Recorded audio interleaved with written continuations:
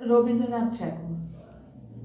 আমি ভিক্ষে করে ফিরিতেছিলেম গ্রামের পথে পথে, তুমি তখন চলেছিলে তোমার স্বর্ণরথে।